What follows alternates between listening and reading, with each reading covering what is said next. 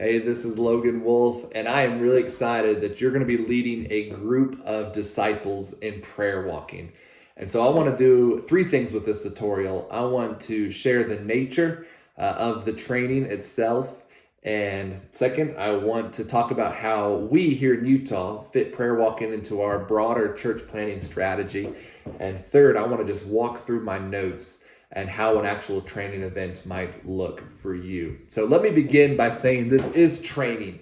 There's a difference between training and teaching. Teaching is going to emphasize the imparting of knowledge. You want people to have facts and maybe some trivia things they can recall to their minds. And we're going to do some of that. But training actually emphasizes imparting skills. And that's where we're going to be really heavy today. We don't just want to talk about prayer walking. We want to help people go out and practice this. And so, especially as I go through the notes, you're going to see there's time for practice as you're gathered together. But then there's going to be this emphasis on going out and doing it as a group and then coming back and debriefing that. And so, again, we really want to impart those skills, those abilities. And as I go through my notes, I don't want you to skip those points of practice. This is something we want people to be able to do on their own. For us here in Utah, prayer walking has become this great tool. It's actually something we do now as we go into new neighborhoods, new cities, different counties. We'll prayer walk 4, 5, 6 weeks ahead of taking a team in and beginning to engage people. And when we engage people, we basically we're catching people on the street, we're knocking on doors, and we're telling them, hey, we've been praying for X amount of weeks for the community. We just thought we would stop and see if there's something specific we could pray with you or for you about. And that's been a really gentle way to engage people. It's non-threatening, and most people will take us up on it.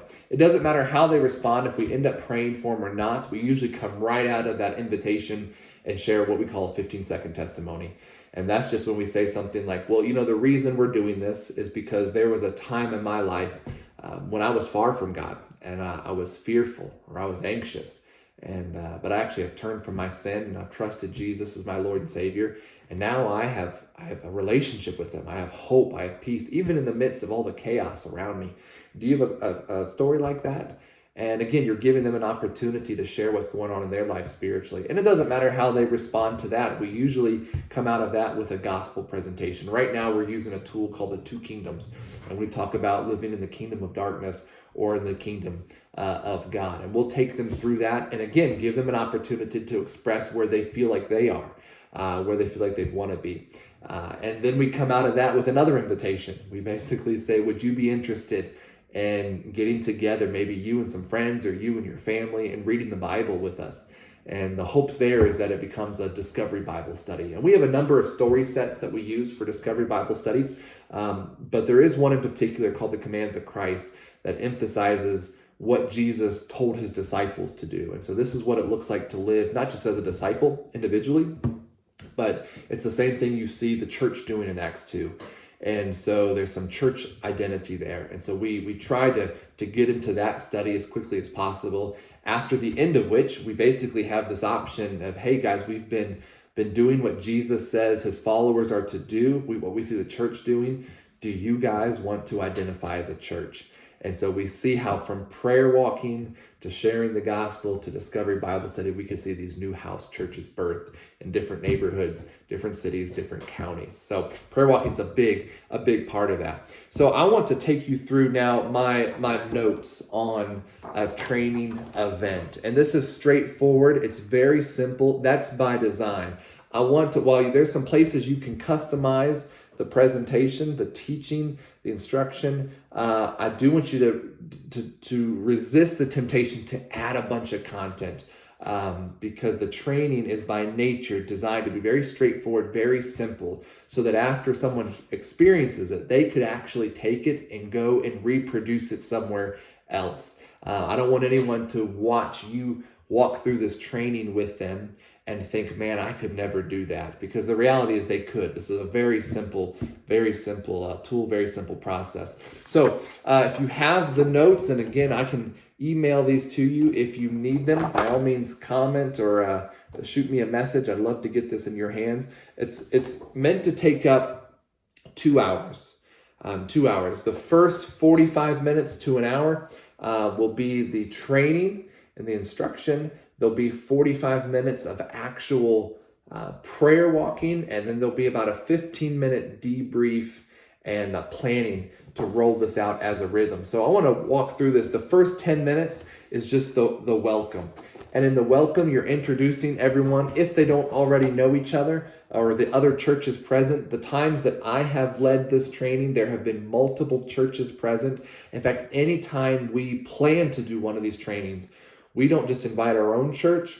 We try to invite other churches in the area to participate as well, because prayer is something we want to see multiplied. So I want to encourage you to do that also. Right at the start, we ask everyone to pick a partner.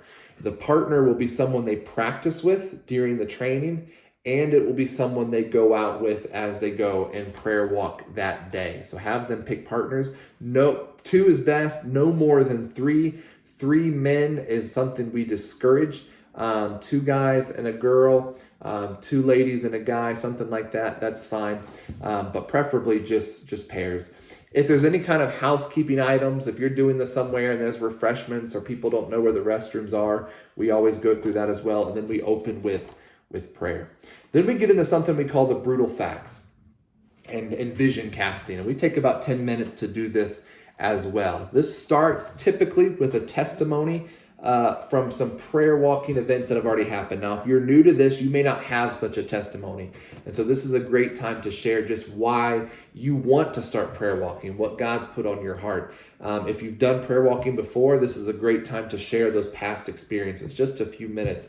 We just did a prayer walking recently where we had several people in the room who had been prayer walking in different cities, and we took time to share real quick those stories around the room. And then we go into some vision casting, what we call the brutal facts. So just here's the reality of the context that we're going to be prayer walking in. And so we do this by naming the city, the specific region that we're in, the neighborhood, the county, whatever we're focused on. We'll share the total population that's there in the notes. We'll share the percent that's Christian. You can find this information online. There's a number, you can just Google religious data for a specific area, find different breakdowns. Now, granted, depending on where you find the data, you may have to find some averages or decide which one you're going to use, the most recent or the whatever your source might be, because there may be some discrepancies in those numbers. And then finally, you'll walk out or you'll work out the number of lost people basically in that area. So based on that percentage of Christians, evangelicals that you found, you will work out how many lost people there are in that city. Again, that's a great vision casting tool. The next thing is the actual training itself, and this takes typically about 25 minutes. We always start here on the notes as a definition of what prayer walking is. And then we go through the 5 H's. Now, these are just 5 themes that are meant to be hooks to hang your prayers on. It's not the only thing people can pray, but I have found that as people prayer walk, sometimes they'll come back and say, I didn't know what to say. I didn't know what to pray. I found myself just walking and not praying at all. And so these are some themes, some specific things they can pray. The 5 H's are open heavens, open hearts, open homes, open highways, and open hands. And we have some Bible verses for each of these themes here in the notes. These are not the only Bible verses you could use. And if you do the training with the same group of people several times a year, you may want to switch up those Bible verses. But again, here's what we have people read these Bible verses out loud. And we'll put the theme on a dry erase board or a chalkboard, and we'll describe what it is. And we have definitions for descriptions of each one of those themes there. And then after we talk through it just briefly, we'll have them turn to their partner, and we'll have them take the next 30 to 60 seconds and pray that theme. So just right there, wherever you're meeting, we have them go ahead and begin praying this over the city, the county, the state, whatever it is you may be emphasizing that particular day. We do that with each one of these themes. And then we go into some practical tips, some things that are just helpful, not necessarily biblical principles or anything, just some things that are helpful as they're going out. I've already mentioned, we talked about the group size, going in groups of 2 or 3. We talk about praying out loud and how that's important and how that can encourage your partner in praying. We talked about being sensitive to the Spirit and not being afraid to stop in front of a house and to pray if you feel God calling you to do so. Not being afraid to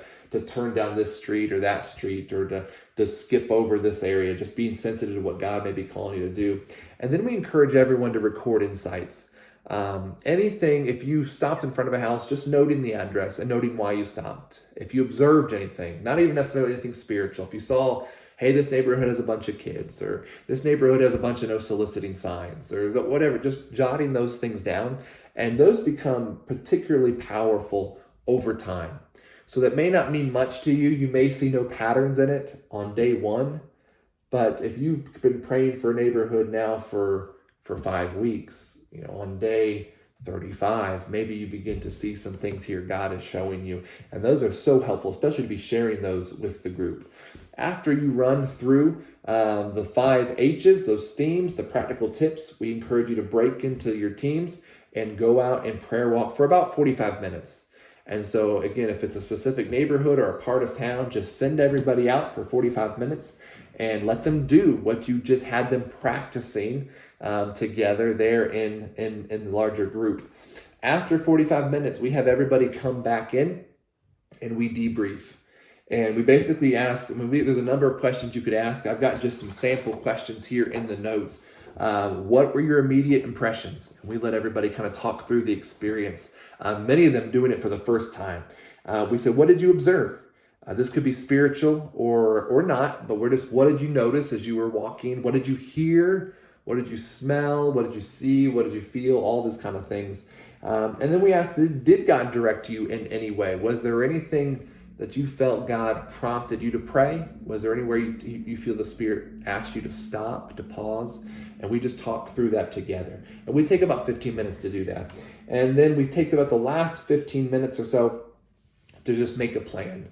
And this is to prevent this from becoming a one and done sort of event. But really, what would a rhythm of this look like? And so you may be doing this to release people into their own neighborhoods to do this on a regular basis on their own, or you may be trying to motivate or move a small group or a Sunday school class or your church as a whole to be praying for the area maybe around where you guys gather or meet. And so what would it look like to pray, a couple times a week, or every Saturday, or before or after your services, or every evening? And you guys can talk about that and implement the plan that way. I hope this is helpful, and I would love to talk with you if you have any questions, things specifically that I can help you think through or work through. I am excited to hear what may come of this in your area. God bless.